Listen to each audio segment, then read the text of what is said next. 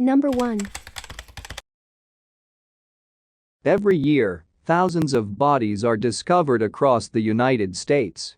In our very connected world, most of these remains are returned to their loved ones within weeks, but it is not so simple for many. Approximately 1,000 of these bodies will not be identified within a year of discovery and be classified as cold cases, nameless. When someone goes without identification, they are called John or Jane Doe as a placeholder until their real name can be returned to them. Sometimes they remain a Doe for decades. There are over 40,000 John and Jane Does in the United States right now. Some of these cases date back decades to even hundreds of years, and others are much more recent. These Does can have many different backgrounds, but what surprises many people is the number of children that are Does.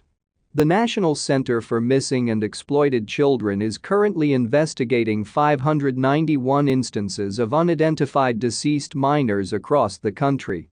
Runaways from unstable situations and children in foster care are the most likely to fall through the cracks.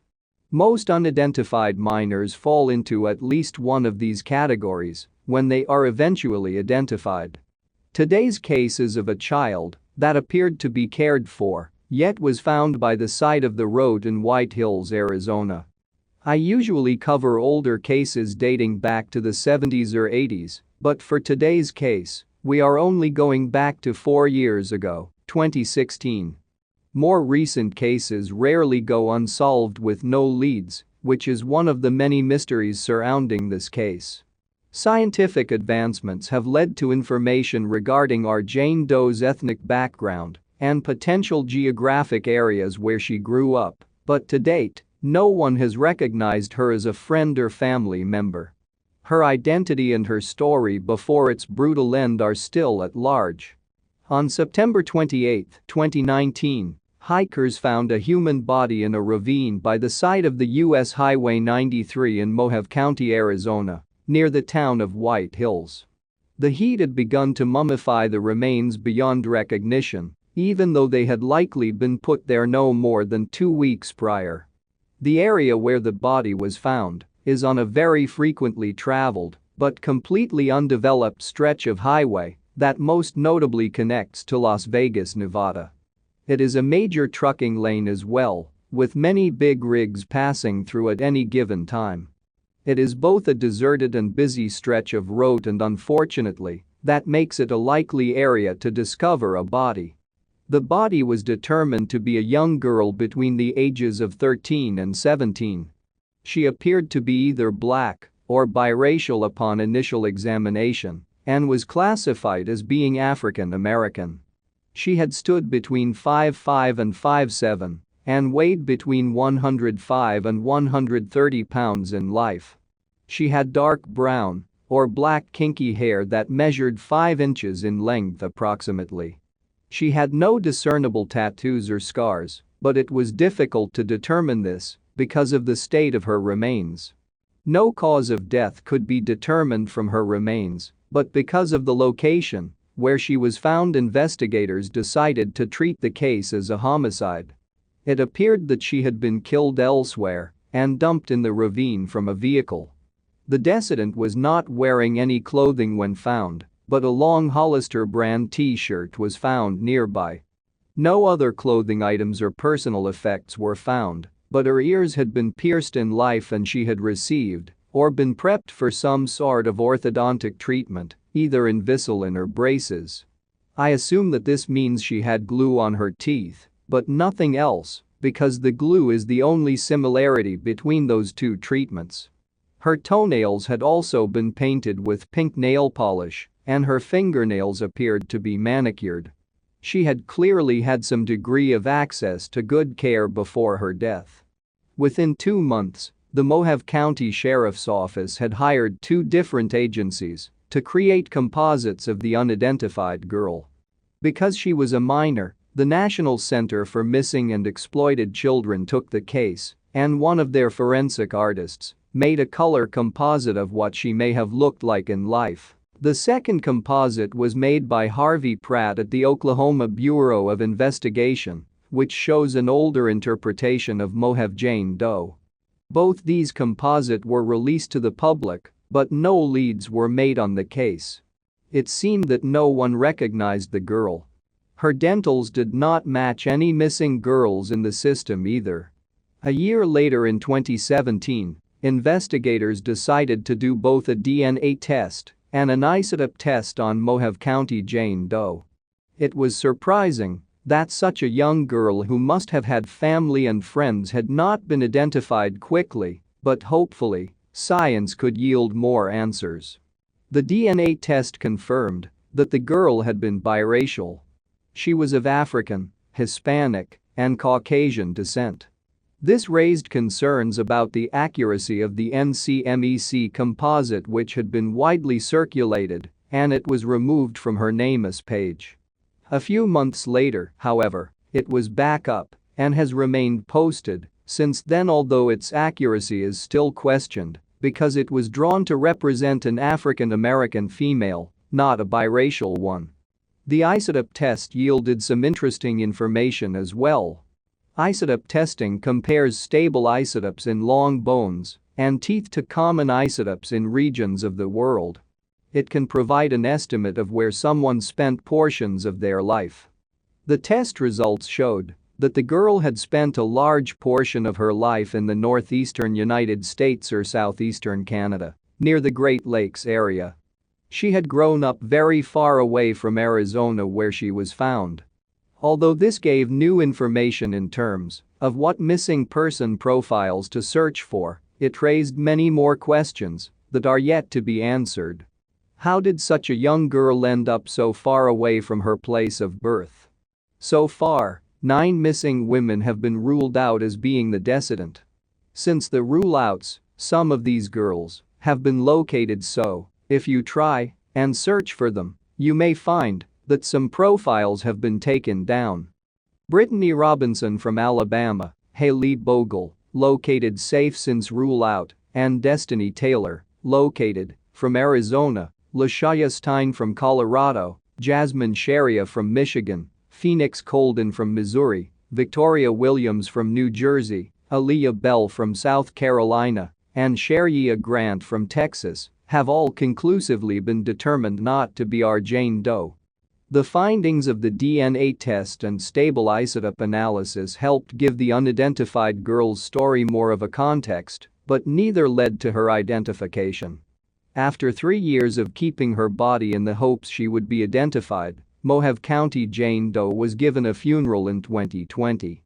On January 15 she was laid to rest in Mountain View Cemetery. The Sutton Funeral Home donated her casket, and the cemetery paid for a headstone. Since her burial, there has been no news in Mohave Jane Doe's case, and her identity remains just as much of a mystery as it was when she was found in 2016. This case has so much scientific and circumstantial evidence in it that it's impossible not to speculate. There are many theories surrounding the possible origins of Mohave Jane Doe, her death, and how she made her way to the ditch in White Hills, Arizona. As always, these theories could stand alone or coincide with each other, and it's possible that none of these could be true. Given how far Mohave Jane Doe was from her place of origin and how long she has gone unidentified, it is a strong possibility that she could have been a runaway. Many of the younger Does that go unidentified for long periods of time were runaways at some point. Although this doesn't explain her murder, it could explain why she was so far away from the Great Lakes area. If Mohave Jane Doe did run away from home, she may have been running from an unstable situation. If this is the case, her family may not have the proper resources to report her missing or look for her. Maybe they are still waiting for her to come, not realizing that she went so far away. Our Jane Doe could have gotten to Arizona on her own several ways. She could have hitchhiked, taken public transport, or ridden with a big rig truck. She was found off of a trucking route, so it's possible that she initially traveled to Arizona using trucking routes. It's also possible that Las Vegas was her intended destination. The US 93 connects directly to Las Vegas so it's reasonable to believe that she could have been running there. I can't see someone dumped from a trucking route and not consider human trafficking as a way that Mohave County Jane Doe got to White Hills, Arizona. The trucking industry and truck stops are hot spots for human trafficking. It's been an issue for many years and one that is unfortunately not improved. Human trafficking using big rig trucks allows victims to end up all the way across the country from their place of origin. This would be a plausible explanation for her cross-country travel.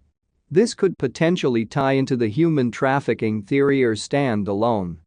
Once again, because of Mohave Jane Doe's proximity to such a large and frequently traveled highway, it's a likely possibility that a commercial vehicle such as a big rig truck could have played a role in her death.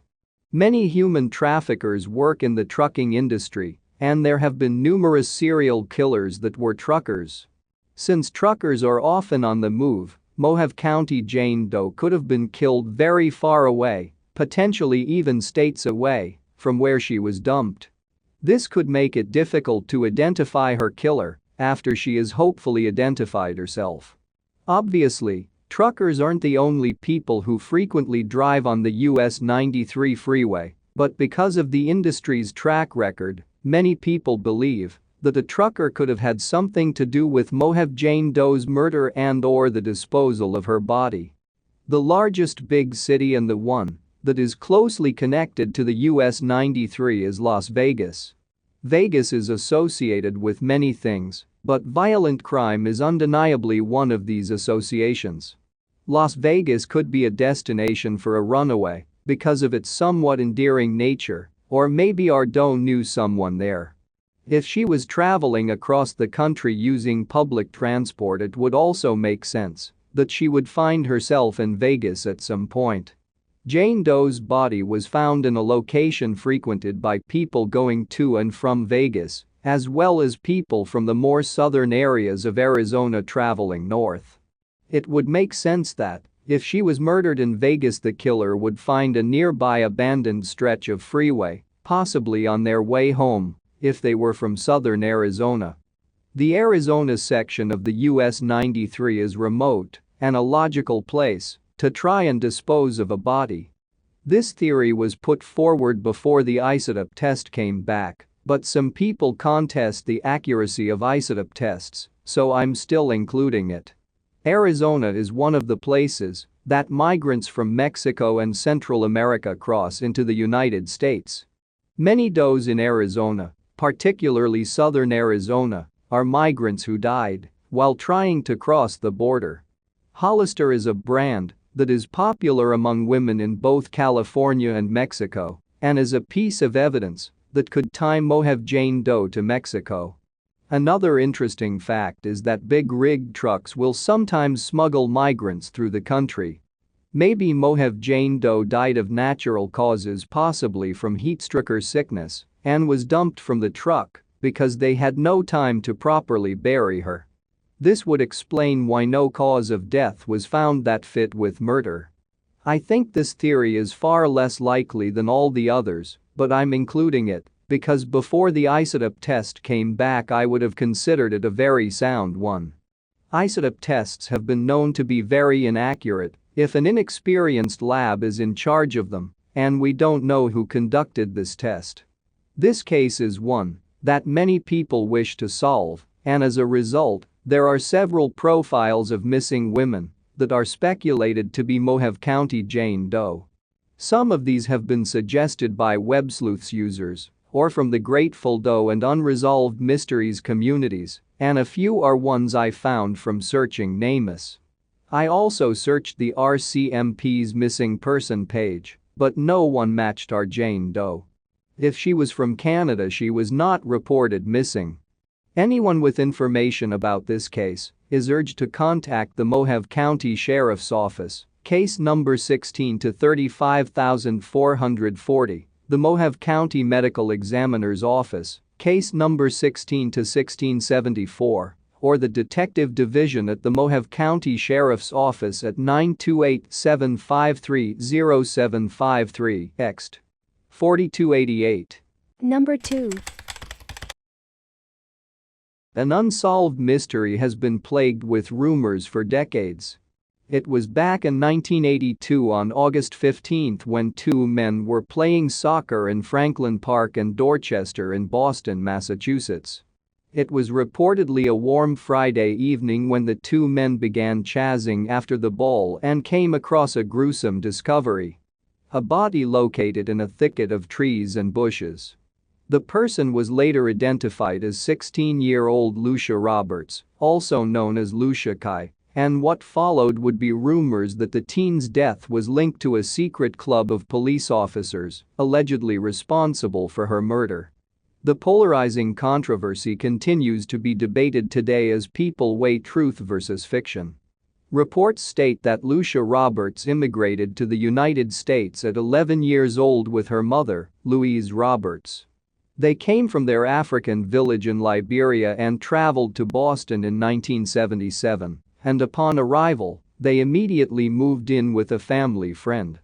Louise would later tell reporters that in Africa, we think America is heaven, and she believed she was making the best decision for her daughter to receive a better education and, in turn, quality of life. However, no one expected Lucia to lose her life at such a young age. The 16-year-old was found with her red and white striped shirt pulled up, while her purple pants were down to her thighs. Boston Police Department Detective Richard Armstead introduced his theory of what happened to Lucia Roberts, and it was a story that would shock a city and put the department in the headlines for years. According to Armstead, several police officers would meet in secret as the Silver Shield Club and commit a slew of crimes. The detective was at the heart of the case as he is the one who surfaced with allegations that a group of white officers lured a young woman into their care, sexually assaulted and raped her, then murdered her to keep her silent. A report of the case states that certain officers would pick up prostitutes to sexually assault, and it's alleged that they did the same with Lucia Roberts, believing she was a sex worker. It was reported that Lucia may have been in the area trying to purchase drugs, so that could have been why she agreed to this alleged ride. The officers are accused of taking turns raping the teen before realizing that they had gone too far and strangled her to death. Armstead was adamant that this conspiracy was being kept under wraps by the Boston Police Department and claimed it ran all the way up to the commissioner. An internal investigation was launched and officers, Jose Garcia principal witness, William Dunn primary suspect, William Kennefic principal suspect, were given polygraph tests. However, in the end, the case remains unsolved because authorities claimed there was no wrongdoing by the officers accused. According to the police department, the accused officers passed their lie detector tests, and there was no evidence to prove that the Silver Shield Club has anything to do with the slaying of Lucia Roberts. An archived news report from the Boston Globe reported that Garcia told investigators that he witnessed an officer holding a gun to Lucia as they forced her to perform sexual acts. Later, it is said that Garcia was intimidated, his car was lit on fire in hopes of keeping him from turning. He reportedly later stated that the sexual assault did not occur. Garcia was said to have told his story to William Cellister, deputy superintendent of the Boston Police Department, but later, Cellister denied having any conversation with the officer where he admitted anything. Yet, it was Cellister's original findings in 1982 that reportedly launched this line of investigation that, in turn, brought on Armstead to further look into the rumors of the murder being police involved. During a press conference decades ago, there were suggestions that police had an unrelated, unnamed suspect in mind, only noting that the suspect reportedly lived out of state. The investigation into the officers was closed. There were also rumors that one of the officers told Bruce Wall of the 12th Baptist Church about the alleged rape of Lucia at the club. But in a video news report about the case, Wall refused to speak about what was or was not told to him. Anyone with information about this case is urged to contact the Boston Police Department at 617-343-4470 or their local authorities. Please share this story about Lucia Roberts to help reignite the investigation into this case. She is our sister and her life matters. Number 3. The last time anyone saw Paige Lawrence was on February 12, 1986. Her family reportedly watched the 24-year-old leaving her home and, sadly, Paige has never been seen or heard from again. While there hasn't been definitive proof, investigators now believe that she is one of several victims of 43-year-old handyman Morris Solomon Jr., a serial killer who terrorized the Sacramento, California area in the mid-1980s. Solomon's victims included Yolanda Johnson, 22, Angela Polliter, 25, Maria Apodaca, 18, Cherie Washington, 26, Linda Vitella, 24, Sheila Jackox, 17, and Sharon Massey, 29. The women were murdered in 1986 and 1987, and all were either drug addicts or prostitutes who were found bound, nude, and/or wrapped in a sheet. The pattern was clear, but the culprit wouldn't be discovered until Solomon reported the death of Yolanda to authorities. It's speculated he did this as to not come across as a suspect. Authorities questioned Solomon and asked him to provide his fingerprints and DNA, and he obliged. In 1987, Solomon was reportedly living in an abandoned car lot and police asked if they could search the premises. He said yes, and while there, authorities noticed something strange in the soil. Soon, they discovered the bodies of the missing women, and the investigation would uncover living victims who testified against Solomon at his trial. 5 victims would share their terrifying tales of being grabbed, kicked in the face, stabbed, strangled with a chain, and raped by Solomon. Because they survived their attacks, the women were considered to be lucky, but the trauma and terror he inflicted was never forgotten. In 1992, Solomon was found guilty on 4 counts of first-degree murder and 2 counts of second-degree murder. He was sentenced to death and awaits execution in California. Paige Lawrence remains a missing person and her case is unsolved. It has not been confirmed that she is a victim of Morris Solomon Jr. or that she is deceased. At the time of her disappearance, Paige Lawrence stood 5 feet 2 inches tall and weighed 105 pounds. She had black dark brown hair, styled in a long large afro, and brown eyes. She was last seen wearing black pants, an orange shirt, and athletic shoes. She has a 1.5-inch scar across her nose. Paige's middle name is Rochelle or Rochelle. She went by the aliases Angelia Christine Bass and Peaches. She would be 59 years old at the time of this publication. Anyone with information regarding this case is urged to contact the Sacramento Police Department at 916-808-0605 or 916-874-1751 or their local authorities.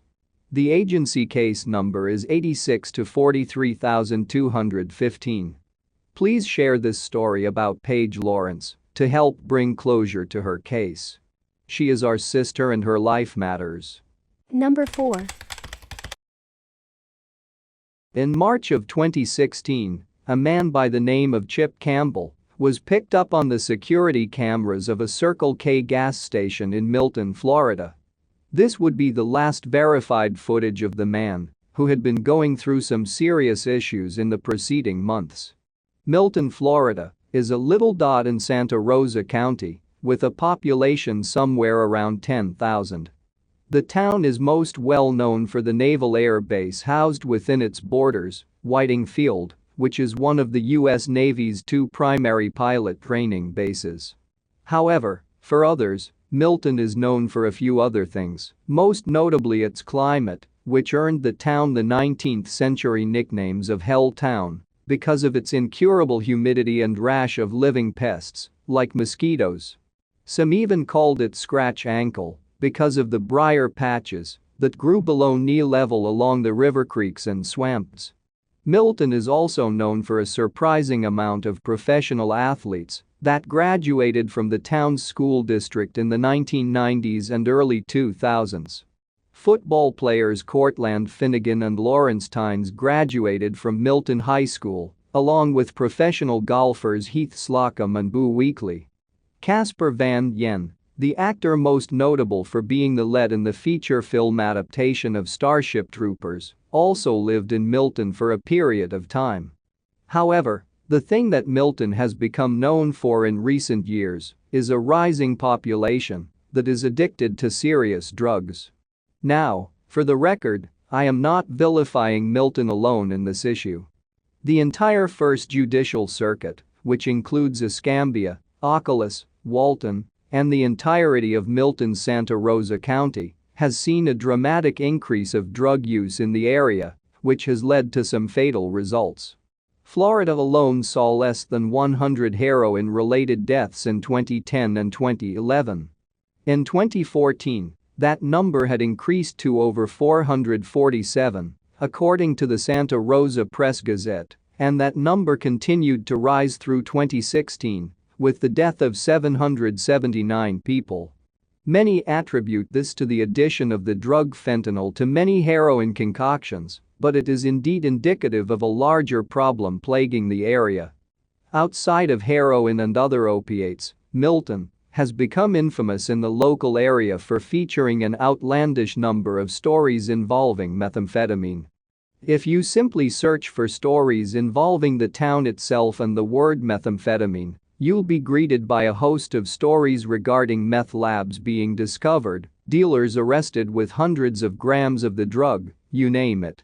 Throughout my digging, I even found a meme a longtime Milton resident had made, with someone joking about being able to get meth from 47 different people, but being unable to find any good weed. While that may sound a bit funny, I do want to remind you that for every joke, there is an unironic truth behind it. That, while I may reference statistics in regards to drug casualties, for every single number that gets added to the pile, there are numerous people involved who have their hearts broken, not just family and friends, but co-workers and neighbors of those afflicted, who had no idea there was anything wrong with the person they knew until it was too late. Every drug addict has a story to tell, something that started them on the wrong path moving forward. Very few addicts get to choose their addiction. They may have made a snap decision to try something, but that addiction soon consumes them and eventually begins to define them as a person. I think it's important that we remember that while it's easy to brush off addicts as junkies or somehow lesser than us, that at the end of the day, they're just people who, at one point, were looking for a way to escape some kind of pain or turmoil. On March 8, 2016, in this small western Florida town, a man by the name of Chip Campbell would be seen for the last time. He was picked up on the security camera of a Circle K gas station, heading to the back bathroom. For those that knew Chip, this video was a revelation. He looked like a shell of his former self, his hair long and unkempt, his appearance gaunt and thin. He looked disheveled, and many that knew him described this as looking like an entirely different person from the brother, friend, and co-worker they once knew. Chip was carrying two backpacks, one he was wearing on his back, and the other he was carrying. This same security camera picked up Chip leaving the Circle K gas station, surprisingly, without both backpacks. Chip, who had been known by everyone as a quiet, sensitive guy, a gentle giant, as described by his sister, Laura, promptly disappeared. After stepping out of that gas station on March 8, at some time between 2 o'clock and 4 o'clock in the afternoon, he would simply vanish. While the content of the two backpacks he had left in that bathroom would point to a larger, more complicated mystery, I find Chip's story to be a tragedy. This is the story of someone who was misunderstood, who never quite found his place in this world, that, Despite having an exterior persona of love and affection, he had battled depression and loneliness for his entire life. When he finally began to fall on hard times, he viewed it as his own struggle and refused to share his inner grief with those around him, eventually culminating in a mystery that has gone on for 2 years now. This is the story of Chip Michael Campbell. Reggie Campbell was a cookie distributor living in western Florida. Throughout the first half of the 1970s, Reggie seemed to have a great life. He was married, with 4 kids, 3 daughters, named Laura, Lisa, and Donna, and 1 son. Despite the children varying in age, the family was very close-knit. In 1975, Reggie's wife passed away from leukemia. He found himself on the verge of being a young widower, with 4 children to care for. Family members would ask Reggie whether he wanted to have the kids live with them for a short period of time, just until he got back up on his foot, but Lisa recalls Reggie telling them, "My children are my reason for living." This would become a theme that has run through the Campbell family in the years and decades since. Care for those you consider family, even when you don't have the means to help them. While Reggie was struggling to recover from the loss of his wife, another story was unfolding nearby. A woman named Shirley Gray had been married to her husband, and the two had struggled to have a child throughout their marriage. Shirley would find out from doctors, after a series of miscarriages, that she would likely never be able to have kids. So she and her husband decided to adopt an infant daughter, who, funnily enough, was also named Donna. When baby Donna was 3 years old, Shirley's husband passed away from an illness. Just like Reggie, she found herself as a single parent, struggling to find her way through life. Reggie and Shirley ended up falling in love in what their family recall as being a whirlwind romance. Before long, they were married, becoming a full family once again. As luck would have it, Shirley soon found herself pregnant. This would be the only child from their union, but it resulted in a son, whose story I am bringing to you today, that of Chip Michael Campbell. Chip Michael Campbell was born on December 18, 1979, at the Fort Walton Beach Medical Center, which is roughly an hour southeast of Milton. As his sisters describe it, Chip was the baby of the family in more ways than one. He was the youngest of 6 children, from 2 separate families, completing their Brady Bunch set. He was also brought home in a Christmas stocking, becoming the family's little Christmas miracle. Things remained happy for a short period of time, but before long, tragedy would strike at this young, burgeoning family. Chip's mother, Shirley, continued to suffer from her medical ailments, ultimately culminating in her untimely passing when Chip was just 7 years old. Many think that Shirley's passing may have altered the trajectory of Chip's life, turning him into the quiet man he would eventually become. After his mother's passing, Chip would become morbidly obese, which earned him a good amount of taunting and bullying from kids at school. His best friend, Dennis, and his older siblings would try their best to defend him when they could, but even that would further cement Chip into the role he had earned within the family, that of the baby, of the one everyone cared for. Many consider this time period, following the death of his mother, and when his issues began to present themselves, that Chip began to pull into himself. He had never really been outgoing, so to speak, but he began to withdraw and become overwhelmingly quiet and shy. His obesity eventually turned into an actual health concern for Chip when he was diagnosed with juvenile diabetes in elementary school. This meant that he would require daily insulin shots, something that would impact his daily life. Chip loved to play video games, starting with the Atari as a child and continuing to make his way through various consoles in his life.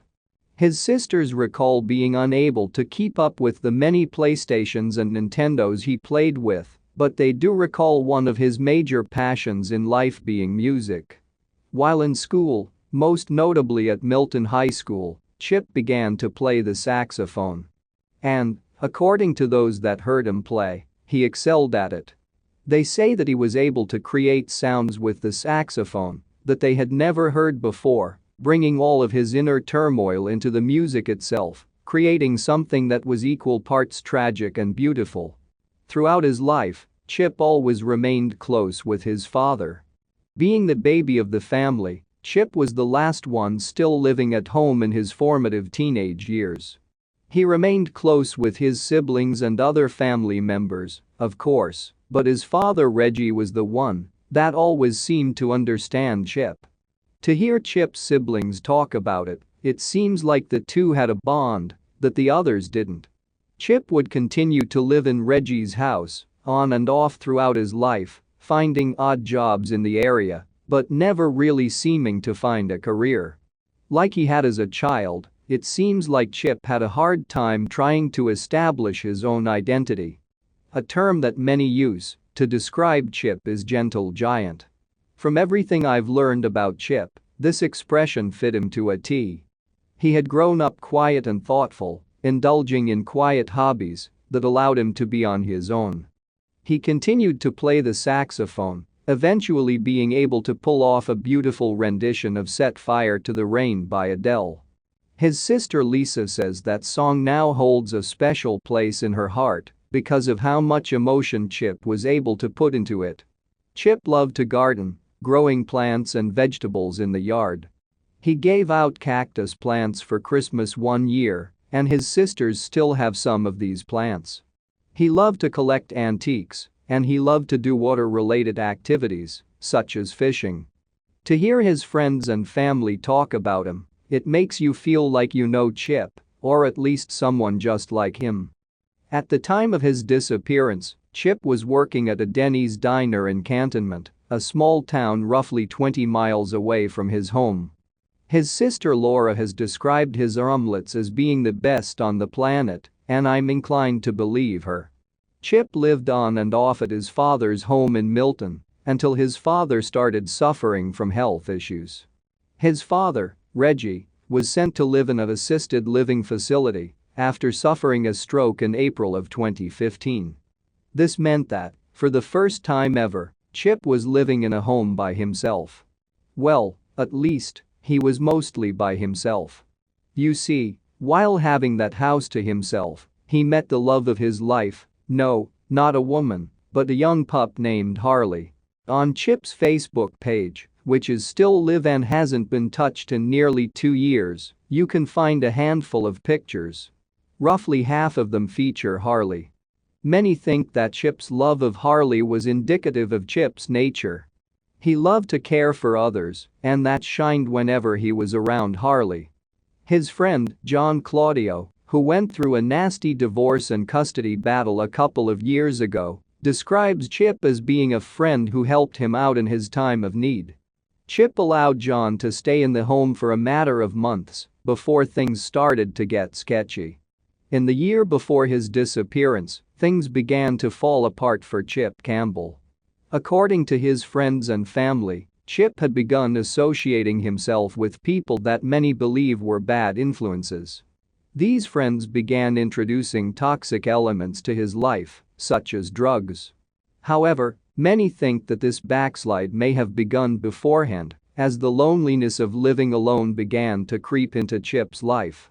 To hear his family talk about Chip, they were never really aware of any romantic relationships in Chip's life. He was very quiet about things, but he never really talked about girls he was close to or having a serious fling with anyone. In the years before his disappearance, Chip had begun to slightly unravel. While his father Reggie still lived at home, he had begun binge drinking, turning into something that was deemed a problem.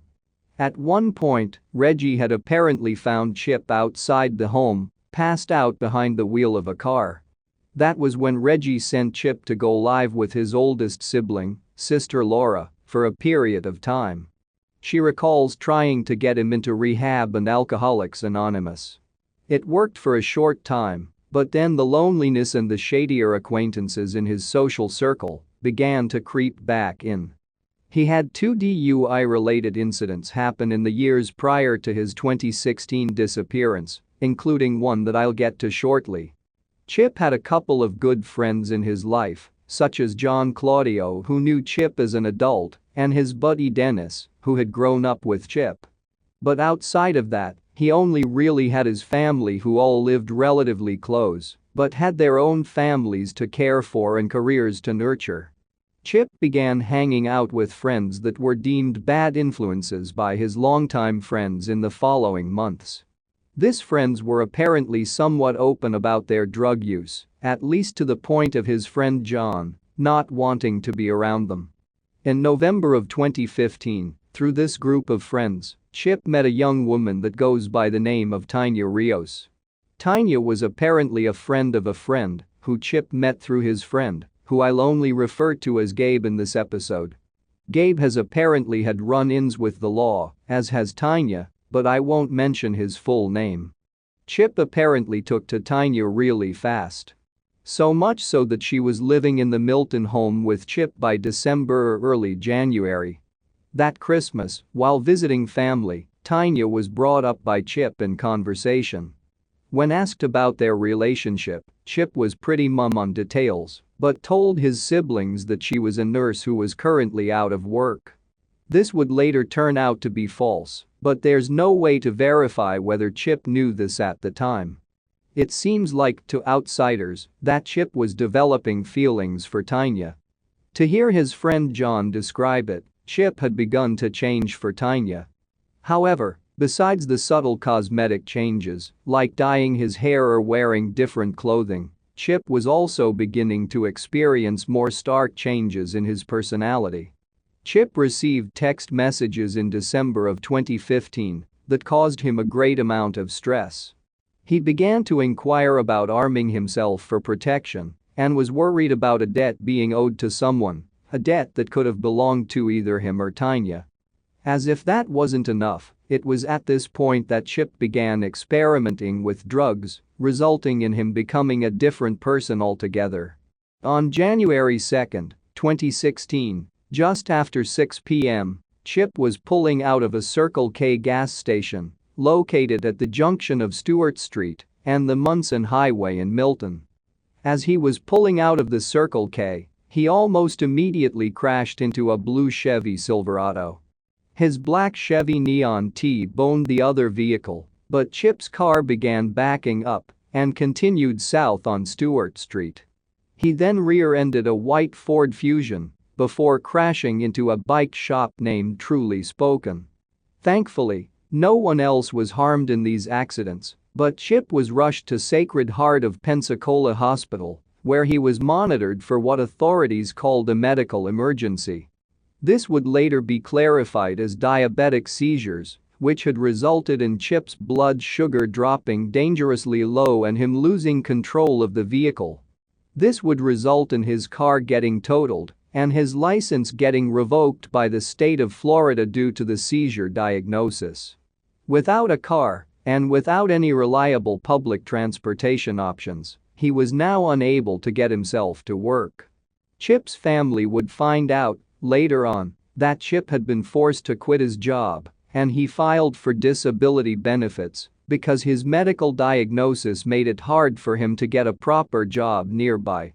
Despite the medical diagnosis being diabetic seizures, those that know Chip think that something else might have been going on. You see, Chip had been a long-time diabetic and had maintained his insulin and blood sugar levels for approximately 30 years. It was odd for him now, at nearly 40 years of age, to go through such a dramatic change.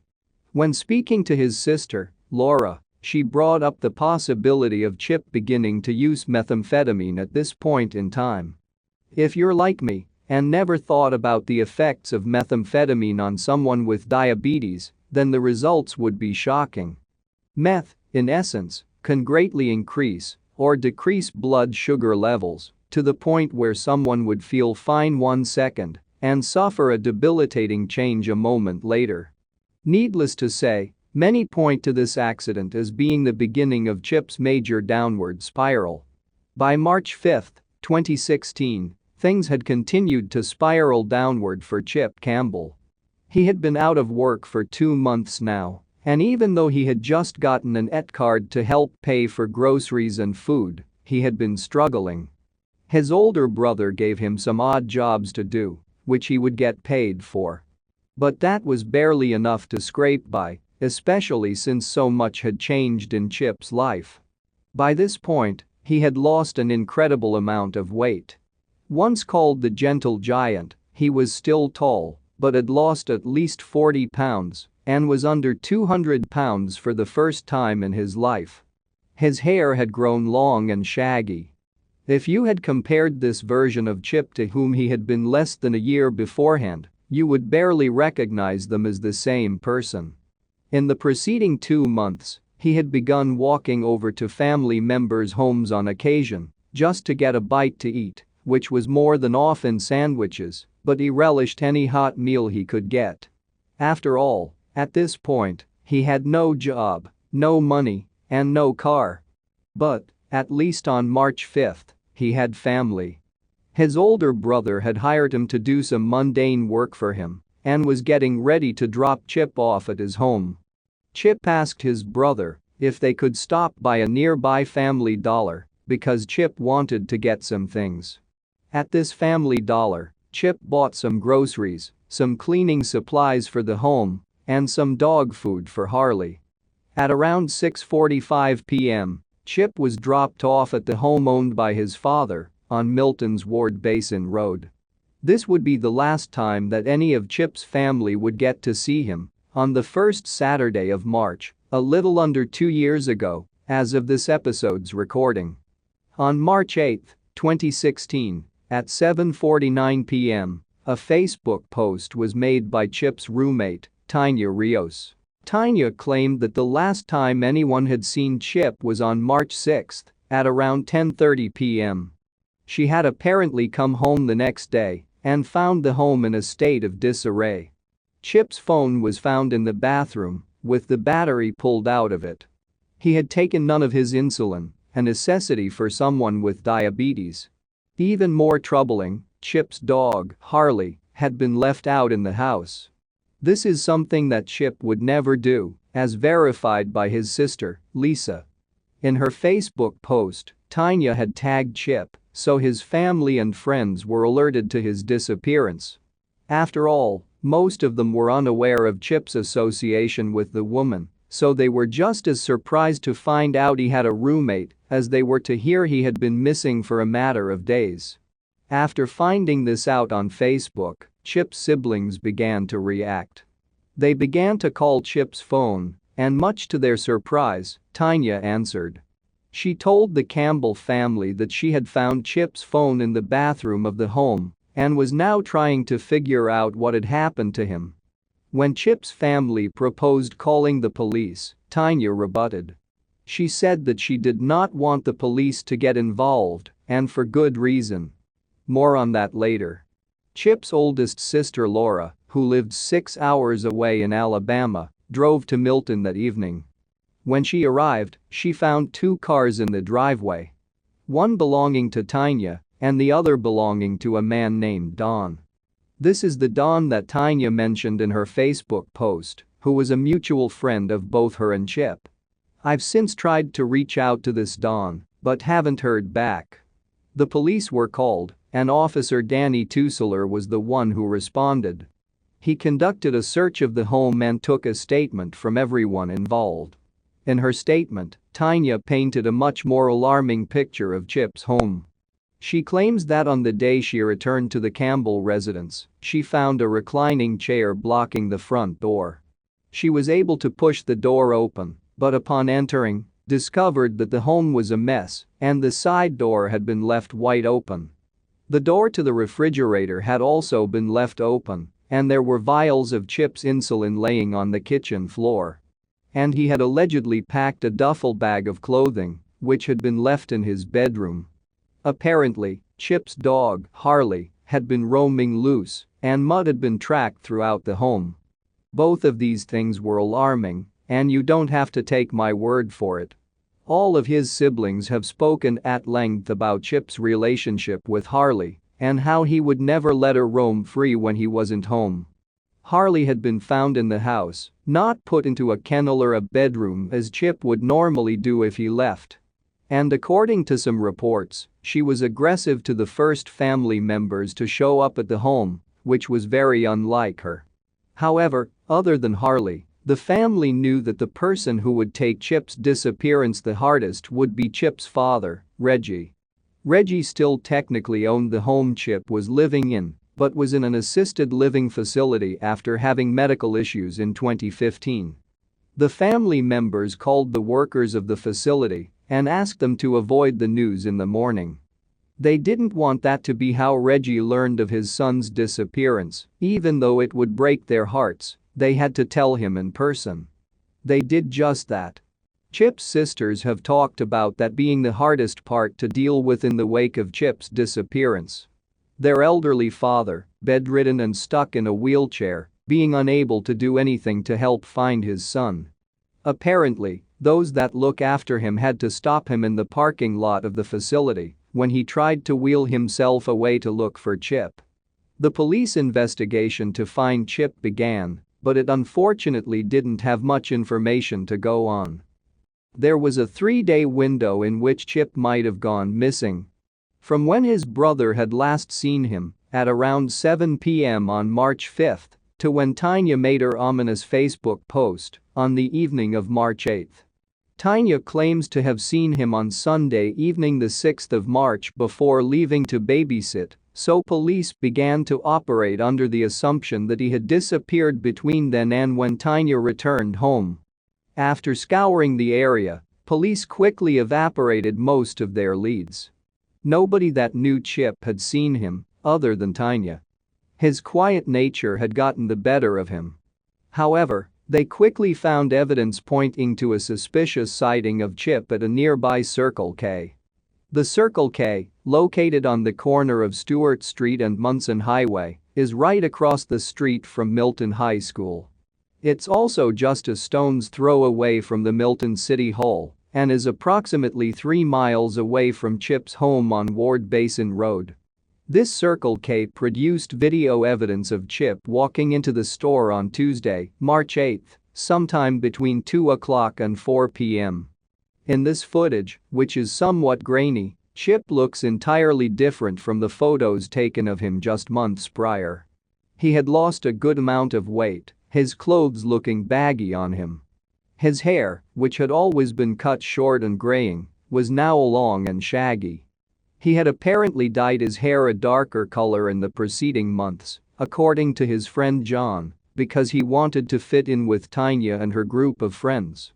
In this footage, Chip is wearing a backpack and carrying another. He walks from the front of the store towards the back bathrooms, where the area of the recording cuts out. A minute or two later, Chip returns from the bathrooms with neither backpack in his possession. Many have pointed towards Chip potentially having a black eye in the Circle K video footage, but in my opinion the footage is too grainy to try and pick apart his features. It is possible that he has a black eye, but this could also be due any number of reasons. Drug use, lack of sleep, a physical altercation, etc. Both of the backpacks he had been carrying would be discovered by police. The security footage from Circle K that captured Chip saw 2 people enter the bathroom after him, and the second of these men reported the backpacks to the employees. They were held behind the counter for a period of time before being thrown into the dumpsters. Almost 2 weeks after Chip disappeared, the police were able to recover these backpacks from the dumpster, and their belongings has been one of the oddest parts of this mystery. In the first backpack, Chip had been carrying an assortment of documents. He had his ET card, which he had just gotten days beforehand, along with his own social security card, a copy of his father's birth certificate, and 2 blank bank deposit forms. He had also been carrying some medical supplies, such as diabetic testing lancets, a single vial of insulin along with its injector, and something useful for Chip's asthma, most likely an inhaler. In these backpacks were also clothing, food, and some small supplies that someone would need should they be heading off to parts unknown. rope, pens and pencils, a steel blow dart, etc. As police began to decipher this newfound evidence, Chip's family began to focus their attention on those they suspected of leading Chip down the wrong path over the preceding months. And at the top of that list was Chip's roommate, one of the last people to admit seeing him, none other than Tanya Rios. Tanya Vanessa Rios was born on December 17, 1982. This birthday was one of the things that made her relatable to Chip. His birthday was December 18, so it had immediately become a neat little icebreaker for the two of them. According to most records, it looks like Tanya grew up in Florida. She has family living in Key West, Florida, and was married at one point. Her ex-husband, named Chris, was a military veteran who had 2 children with Tanya in their short-lived marriage. A boy and a girl. When their marriage fell apart, so did Tanya's life, seemingly. She lost custody of her children, who have been raised by a family member in the years since. Tanya has gone on to be known as Braids, with a Z at the end, and worked as a DJ in Florida and California. After her divorce from Chris, she apparently began dabbling with illegal activities, as the Campbell family would later learn. When going through Chip's belongings, they found ID cards and documents with the social security number of one of Tanya's ex-husband's cousins. Chip had told his family members that Tanya was an out-of-work nurse, but nothing I have found indicates that she ever worked as a nurse. This, to me, implies that it was something she made up or an excuse Chip was giving to make her more relatable to his family. After police were called to examine Chip's home on the night of his disappearance, the responding officers had looked into Tanya. According to some rumors, she had given the police a fake name, and police were able to find out why she had done so. You see, Tanya Rios had been arrested at least once before and had an outstanding warrant from Escambia County. Police went and arrested Tanya on this outstanding warrant on the day after Chip was reported missing, on March 9. It looks she was able to bond out just a few days later, and after her release, she returned to the home she had been living in, which was owned by Reggie Campbell. Chip's family, aware that Tanya had returned to the home, wanted to kick her out. However, she began claiming squatters' rights, and they had to go through the legal process to get her evicted. This took weeks, over $500, and an endless amount of paperwork, and throughout that time, the family would do drive-bys of the home to ensure that nothing overly sketchy was going on. They made sure to post eviction notices on the exterior of every door. It was during this period of time, as Chip's siblings were doing what they could to track down Chip and try to regain control of the family home, that they received some bad news. Chip's older brother, who was the power of attorney for their father, Reggie, received a call from their bank. It seemed like the account belonging to Reggie had been overdrawn due to some recent activity. When Reggie investigated, he discovered that someone had forged his father, Reggie's, name on 7 different checks. This someone, it would later be determined, was none other than Tanya Rios, Chip's mysterious roommate. Tanya, who had been living alone in Chip's home for the better part of a month, was arrested again on April 15, 2016. The charges included larceny, exploitation of the elderly, fraud, and possession of drug equipment. You see, now that the family were able to get back into the home, they discovered what a mess it was. The entire home was in disarray and was covered in filth. There was paraphernalia everywhere, with most of the dishware and silverware being permanently damaged. The spoons, in particular, were bent and broken, and several pots and pans had been used outside in a fire pit. To the family, this made one thing crystal clear, that the home had been used as a drug den in the months beforehand, and that Chip was likely involved. Despite Tanya's arrest, she wasn't in prison for long. Tanya was arrested in April, and it looks like she was released on bond a short time later. She was then arrested in July, but, again, was able to make bail. Chip's friends and family recall this as being a very odd series of events. Normally, when someone is arrested, they're given the option to post bond and make bail. This always depends on the crimes they've been arrested for, as well as their criminal history. At this point, Tanya had been arrested a handful of times. The charges filed against her were mostly drug-related, but now including some felonies that could put her behind bars a few times. Despite her history of running away and skipping out on bond, she was allowed to make bail once again. This time, in 2016, Tanya decided to run away once again. She disappeared entirely, falling off of the grid. She stopped using her primary Facebook page, but created a few others, which allowed her to communicate with family and friends of various social circles. Rumors reached Chip's family that Tanya had moved out to Sacramento, California, where she had begun posting online once again as Braids, her DJ persona.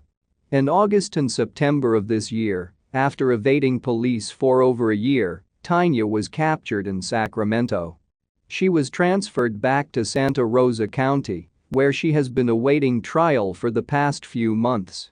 I will be updating you further on any developments in her case and whether or not it pertains to Chip Campbell, but I would just like to state that Tanya has not been officially accused of any wrongdoing in the disappearance of Chip.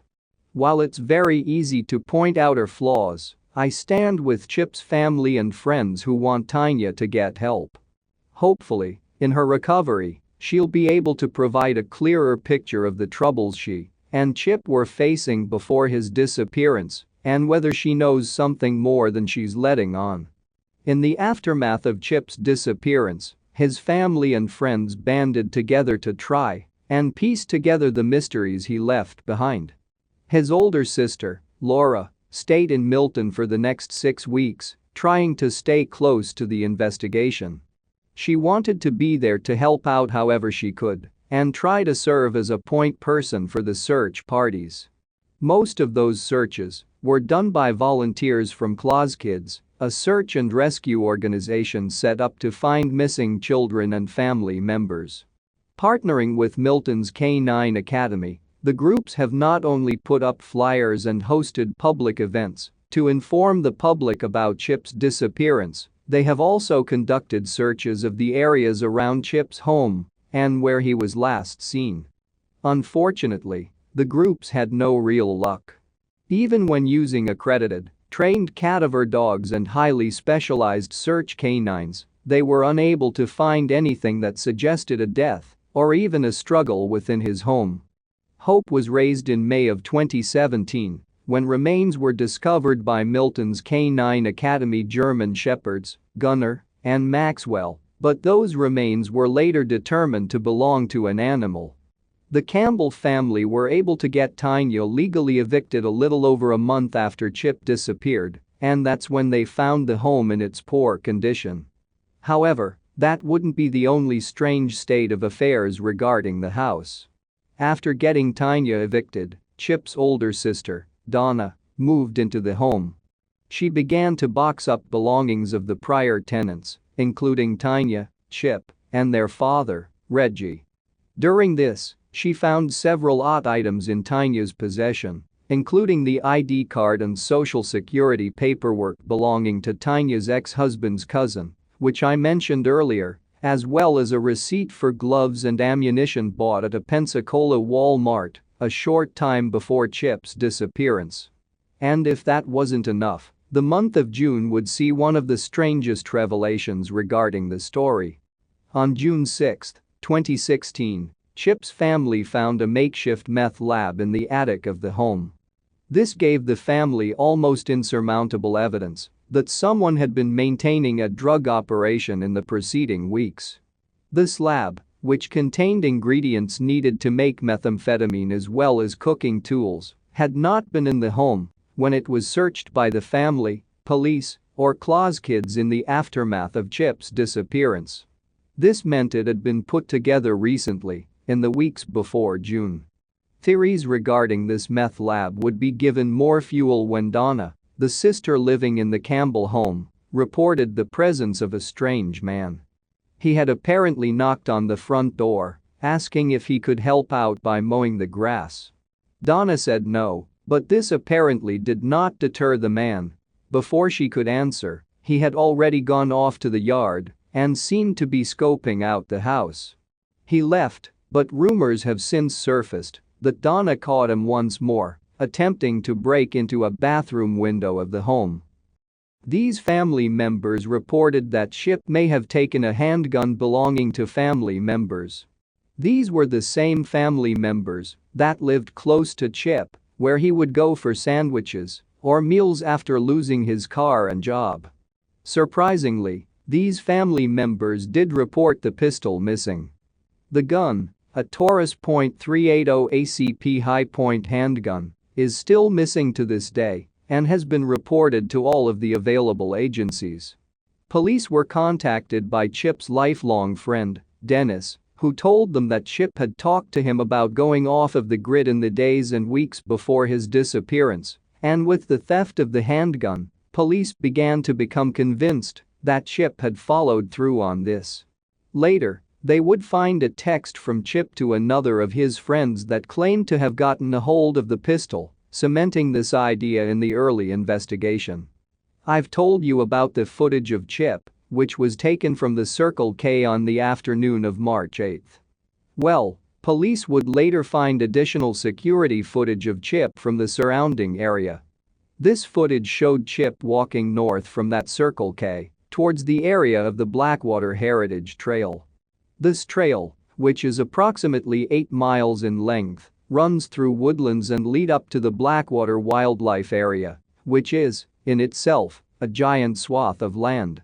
It would be a prime place for someone to live off the grid, as Chip had mentioned to his friends. Police investigated this trail and found no trace of Chip, but then again, there are countless foot trails that lead further into the woods. Is it possible that Chip went off to live as a mountain man? With his asthma and diabetes, it's unlikely, but many of the stories I've covered have taught me that anything is possible. On April 23, 2016, a witness at Lenny's sub shop in Mary Esther, Florida, reported seeing a man that looked like Chip Campbell. Mary Esther is a town about an hour southeast of Milton, right along the Florida coastline. This witness saw a man matching Chip's description wearing a white hat, a black jacket, black pants, and old-looking white and black tennis shoes. This incident was reported over a week later, so the security footage had been written over, but the incident occurred at roughly 6:20 p.m. Is it possible that this mysterious man was Chip Campbell? Absolutely. But at this point, Chip's family and friends don't think that he would be so cruel and withhold his whereabouts from them for so long. Chip's story has been featured on 3 other podcasts over the past few months: The Vanished, The Apex and The Abyss, and Unfound. All have offered opinions and insight into the case, and I, along with Chip's friends and family, are grateful to them for featuring his story. Chip Michael Campbell was approximately 6 feet and 2 inches tall and weighed roughly 190 pounds at the time of his disappearance. He was 36 years old, with graying brown hair and brown eyes. He had a tattoo on his upper left arm, which was a frog with bat wings set in outer space. He had once worn a nose piercing, but hadn't been seen with it in some time before his disappearance. Chip had gotten into a fight roughly 8 or 9 years ago, and he broke his jaw as a result. This may match up with some records somewhere, so please keep it in mind.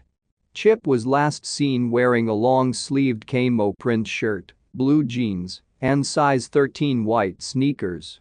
If you have any information about Chip Campbell, you can contact the Santa Rosa County Sheriff's Office. The official in charge of the case, Detective Duran Nelson, can be phoned at 850-983-2234. Chip's family are still hoping to raise funding to hire a private investigation, who will hopefully be able to do some digging and conduct research that they, themselves, are unable to do so. If you have been touched by this story as I have, you can head to goffin.com Finchip to support their efforts. And, of course, ClawsKids, the non-profit organization that helped conduct searches for Chip, could always use an extra bit of help. You can head to their website, clawskids.org, to learn more and donate. As I've told those I've spoken to regarding Chip, I hope to be able to bring you an update in the near future, telling you that Chip's case file has been closed. However, until such time, I can only say that the story of Chip Michael Campbell remains unresolved. Number 5. This month's missing persons case is going to be a rough one. Before we get into things, I just want to give a trigger warning for domestic violence and child sexual abuse. We won't get into too many details, but those topics will be touched on briefly. With that heads up in mind, join me in examining the strange disappearance of Rachel Mellon and the even stranger behavior of those who were closest to her. Let's explore.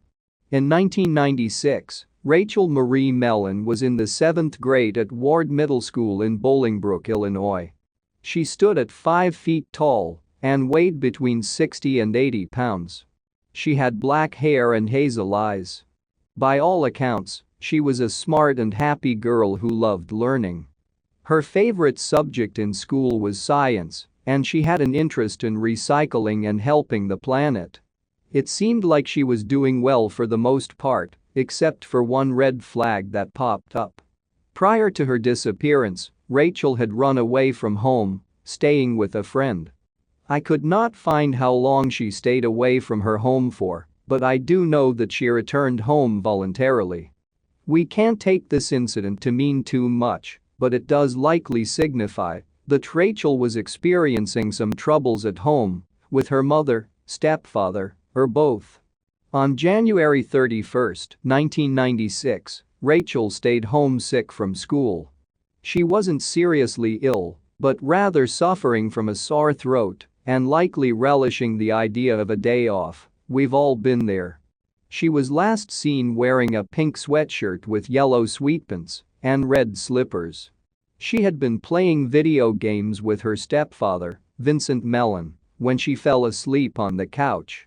According to Vincent, she was still asleep on the couch when he left to walk the dog at around 2:30 p.m. He specified that he did not lock the door when he left. He was gone for about a half an hour, arriving home shortly after 3 p.m. Here's where things start to get strange. Vincent claims that when he got home, he noticed that Rachel had moved from the couch and was no longer in the house. Police claim that he did not check on her, though it is not known what evidence they have to support this. Rachel was not reported missing until 5 p.m., which is when her mother returned home from work. The pillows and blankets that Rachel was using for her nap on the couch were missing, but little else was.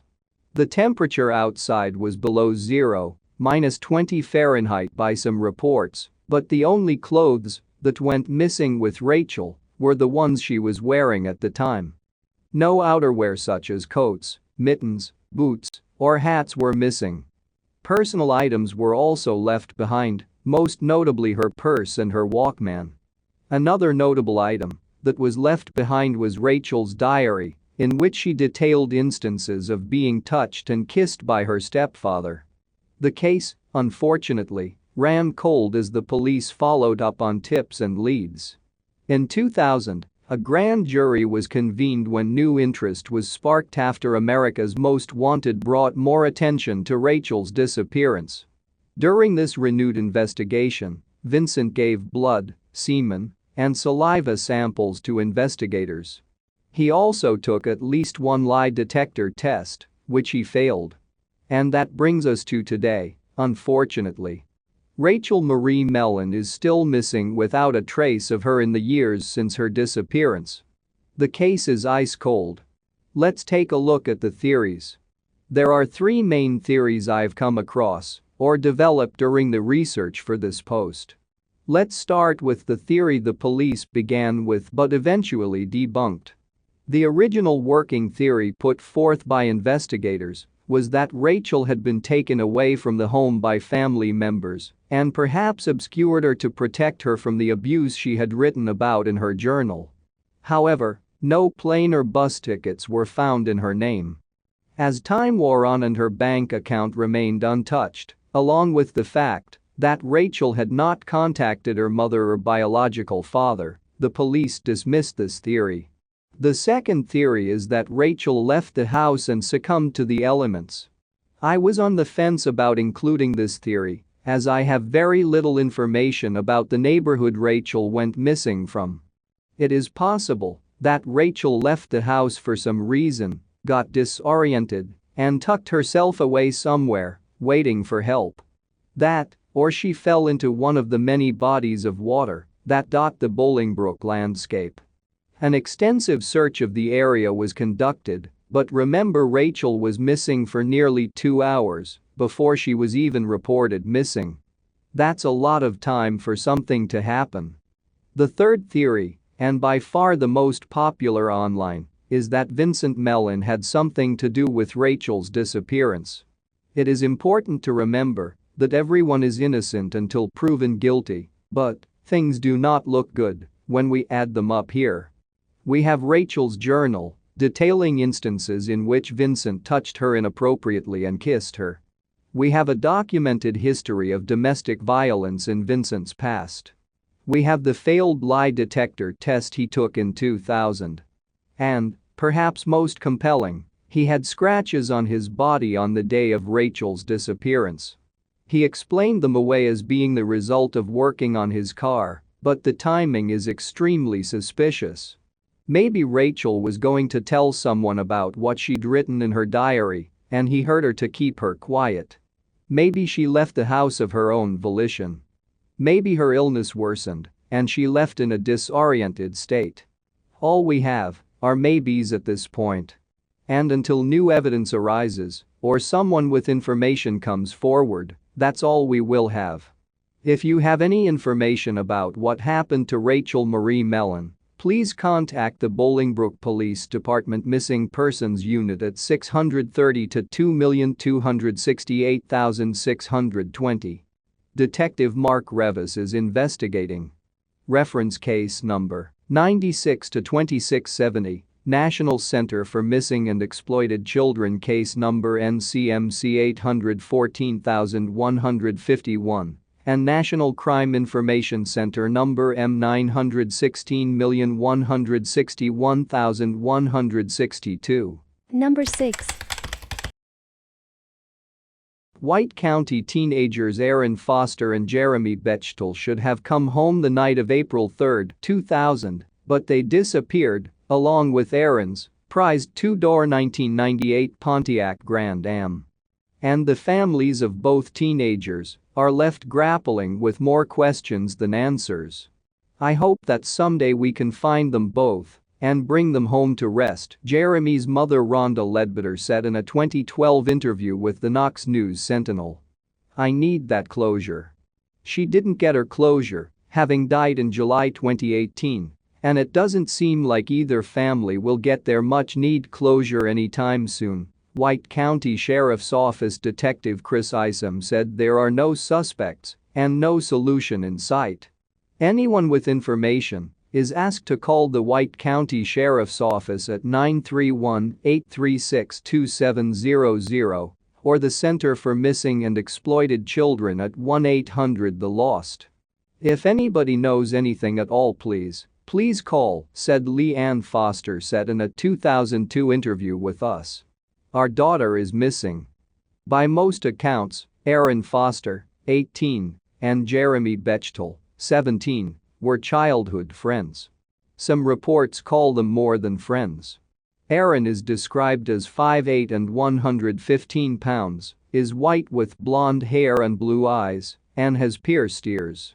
She was last seen wearing long pants, sandals and 3 sets of earrings. Jeremy is also white with dark hair and light eyes.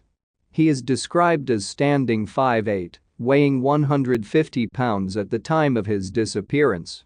He was last seen wearing a dark t-shirt or a plaid shirt, baggy blue jeans, white Fila sneakers and a blue baseball cap or a green army cap. Erin picked up her brother from school Monday afternoon, April 3, 2000. When she got home, she asked her mother if she could go out on a school night. Leigh Ann Foster said yes. It was the last time she saw her daughter. Erin went to a party at a friend's house where she saw Jeremy.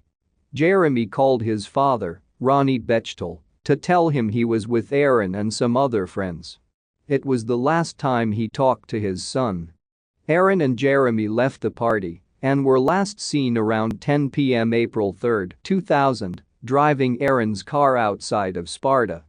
Neither the teenagers nor the black two-door 1998 Pontiac Grand Am Tennessee license plate number 473 EJR haven't been credibly seen since. This is a case with 2 victims and many possibilities, but no crime scene and no forensic evidence, White County Sheriff's Office Detective Chris Isom said in an interview with the Knox News Sentinel. In the beginning, investigators thought the pair ran away together, but the years since have made this theory less likely. Neither families have heard from them, there has been no activity on either of their social security numbers, and Erin's driver's license has never been renewed. There is also no evidence of the car. Since Erin and Jeremy disappeared, White County Sheriff's investigators have run down leads across the southeast and dug up wells across the county, according to WSMV. One tip said the teenagers had been murdered and their bodies disposed of in an abandoned well in rural White County. Just a few months back, we dug up another well, Isom said in 2012. We've explored all the well avenues that we know of, unless some more information is developed. But we are not giving up on this case. No specific tip has led to them, but investigators followed a reported sighting of Erin in 2005 and 2006 in Pensacola, Florida. The White County Sheriff's Office continues to do periodic reviews of the case. There are as many theories about their disappearance as there are people in White County. Some theories include robbery or drug deal gone wrong, silenced by local criminals, accidentally drove into a body of water, killed out of jealousy, or simply ran away. The jealousy theory hangs on the culpability of Erin's ex-boyfriend. Isom said Erin's ex-boyfriend is a person of interest in the case, but he has cooperated with investigators, including passing a polygraph test. If they are still alive, the investigator said he puts most credence in the reported sightings of Erin in Florida. We had several people ID her photo, and one of them was a retired police officer, Isom said. Jeremy's mother, for one, doesn't believe the teens ran away. You need money to go on the run, she told the News Sentinel in 2012. Both of them worked, and neither picked up their last paychecks. And none of their personal belongings are missing. In the same article, Isom said it's odd for missing people, especially teens, to be gone nearly 20 years with no contact with their friends and family. Number 7. Bethany Markowski was a typical 11-year-old girl who loved to shop. She asked her father, Larry Markowski, if they could stop at a nearby shopping mall so she could go to an accessories shop there, and he reluctantly agreed. He pulled into the parking lot of the Old Hickory Mall in Jackson, Tennessee around 2:30 p.m. on Sunday, March 4, 2001. He told Bethany that he would wait for her in the parking lot. He was still exhausted from the weekend and figured he could doze off for a bit while she was shopping. He reminded his daughter not to take too long, as they had to meet her aunt later that afternoon. Bethany promised to come back as soon as she was finished shopping and hopped out of the truck. He watched as she headed towards the entrance of the mall, then closed his eyes and fell asleep. Larry and Johnny Markowski were in the process of getting a divorce, and their daughter Bethany was caught in the middle. Johnny and Bethany had moved out of the family home in Gleason, Tennessee, and were staying with Johnny's sister in Nashville. Although Johnny retained primary custody of Bethany, The court had granted Larry visitation rights, and he was entitled to see his daughter every other weekend. The couple's split had been so contentious that Johnny had taken out a restraining order against Larry, so her sister, Lori, had agreed to drive Bethany back and forth from her weekend visitations. She and Larry would meet in Waverly, Tennessee, halfway between Gleason and Nashville, for the custody exchange. Lori had dropped Bethany off there on Friday, and Larry promised to have her back by 5 p.m. on Sunday. Since Waverly was about an hour and a half from the Old Hickory Mall, Bethany had about an hour to shop before they would need to be back on the road. According to Larry, he dozed off for about a half hour, and when he saw that Bethany hadn't returned, he decided to go into the mall and look for her. She had said she wanted to go to Claire's boutique and possibly the video arcade, so he checked these places first. When he was unable to find her, he started searching through the rest of mall, but she wasn't in any of the shops. After checking the truck to make sure she hadn't slipped past him, he reported her missing to mall security and they phoned the Jackson Police Department. Larry's first weekend visitation with Bethany had taken place 2 weeks before, and it had been uneventful. He had returned with Bethany at the appointed time, and Lori expected this weekend would be the same. She realized something was wrong when she hadn't seen any sign of Larry or Bethany by 6 p.m. Unsure what to do, she tried to call Larry's home, but received no answer. Eventually, Johnny was contacted by the Jackson police, who let her know that Bethany was missing. It was the beginning of a nightmare for Johnny, and she immediately drove to Jackson, Tennessee, to join in the search for her daughter.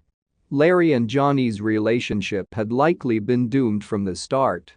When they first started dating, he told Johnny that he was separated from his wife, who had taken the kids and moved to Alabama.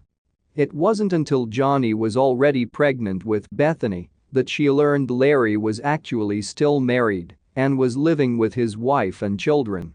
He did end up getting a divorce, though, and soon married Johnny. He was thrilled when Bethany was born and was a great father to her. Johnny claimed that he got more controlling as Bethany grew older, and there were allegations of domestic violence in the home. Eventually, Johnny had enough. She filed for divorce and moved with Bethany to Nashville. Johnny initially tried to keep their location secret from Larry, but he learned where she was staying and showed up at Bethany's school one day.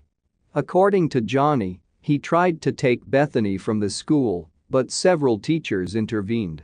It was at this point that Johnny obtained a restraining order against her ex-husband, but she couldn't prevent him from seeing Bethany as he was awarded visitation rights.